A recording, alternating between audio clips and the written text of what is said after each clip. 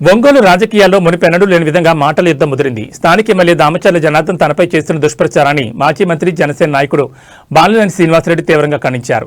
తన వ్యక్తిత్వాన్ని హననం చేసేలా మాట్లాడుతున్నారని, దేనికైనా తాను సిద్ధమని ఆయన సవాల్ విసిరారు.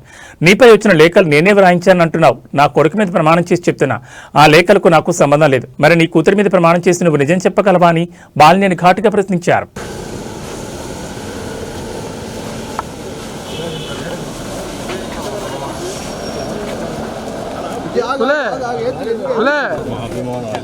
చూస్తే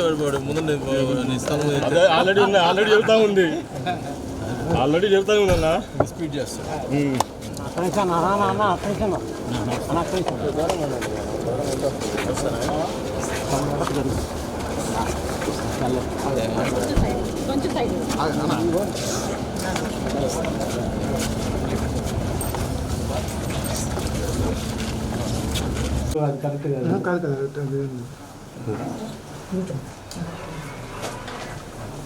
రాజధాని అంటే మాకు ఇప్పుడు అదేగా, అక్కడ హైదరాబాద్, ఇక్కడ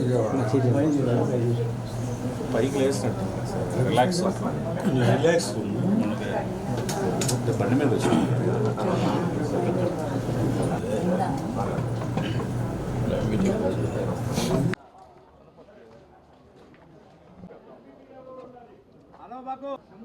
లెటరు, ఆయన మీద రాసినటువంటి లెటరు మురళి వాళ్ళ చేత నేనే రాపించానని మాట్లాడాడు.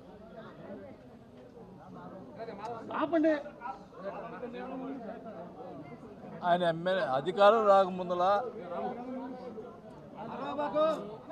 ఉండమ్మా, అధికారం రాకముందులా ఎన్నో ప్రచారాలు, దొంగ ప్రచారాలు చేసి ప్రజలకి మోసపూరిత మాటలు చెప్పి ఎమ్మెల్యే అయ్యావు. అయినా కూడా ఇంకా ఆ బుద్ధి మారలా నీకు. లెటర్లు నా మీద ఎన్నో రాపించావు, ఎన్నో చేపించావు, ఎన్నో దుష్ప్రచారాలు చేసావు. నేను ఈరోజు అడుగుతున్నా, నువ్వు చేసినటువంటి దుష్ప్రచారాలు, ఇప్పుడు నువ్వు అధికార ఎమ్మెల్యే,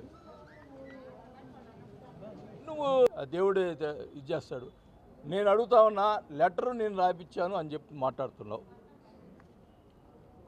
నాకు ఒక్కడే కొడుకు మీద ఒట్టేసి చెప్తున్నా, నాకు సంబంధం లేదు అని నేను చెప్తున్నా. నీవు నీ కూతురు మీద ఒట్టేసి చెప్పు, నేను రాపించాను.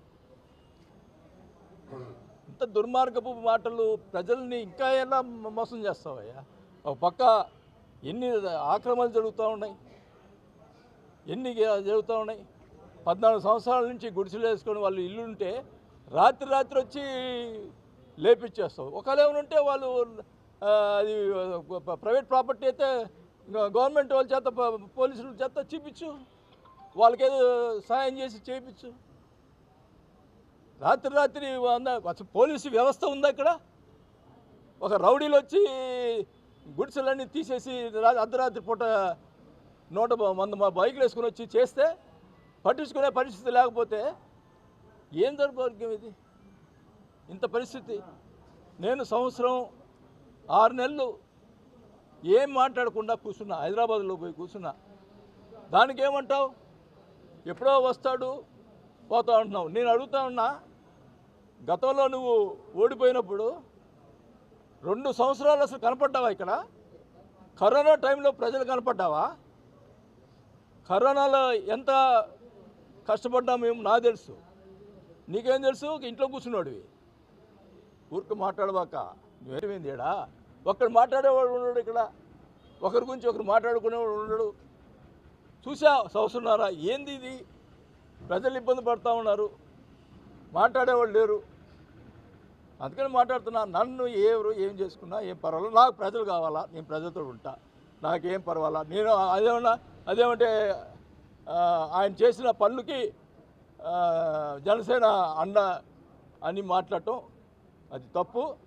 నేను జనసేన మన కళ్యాణ్ గారి మాటలు, నన్ను గురించి మాట్లాడిన మాటల వల్ల ఆయన్ని అభిమానించి నేను పార్టీలో చేరా. అంతేగాని నేనేదో దోచుకొని దానికి నీళ్ళలో ఉంటే దానికి ప్రయత్నం చేశానని చెప్పి ఇప్పుడు మాట్లాడుతూ ఉన్నారు. చూడు అయ్యా, ఇప్పుడు నన్ను ఏం దోచుకుని, ఇప్పుడు నువ్వేం దోచుకుంటున్నావు, నేనేం దోచుకున్నావు చూడు. ఇప్పుడు నా పరిస్థితి, నేను ప్రజల కోసం నా ఆస్తులని అమ్ముకొని నేను అప్పులు కట్టాను.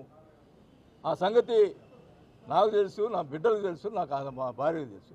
ఇట్లాంటి మాటలు మాట్లాడి ప్రజల్ని మభ్యపెట్టేదానికి ఇంకా కూడా మభ్యపెట్టేదానికి ప్రయత్నం చేయొద్దు. నేను ఇక్కడే ఉంటా. ఇక్కడ జరిగిన అరాచకాలన్నీ కూడా ఒక్కొక్కటి బయట పెడతా. ప్రతి ఎక్కడ జరిగినవి అన్నీ కూడా బయట పెడతాను కూడా తెలియజేసుకుంటా ఉన్నా. నేను ఎవరు లెక్క చేయను. కేసులు పెట్టుకో, నాకేం డోంట్ కేర్. ఒకటే చెప్తా ఉన్నా, నేను తప్పు చేయలేదు కాబట్టి నేను ఏమైంది మాట్లాడను.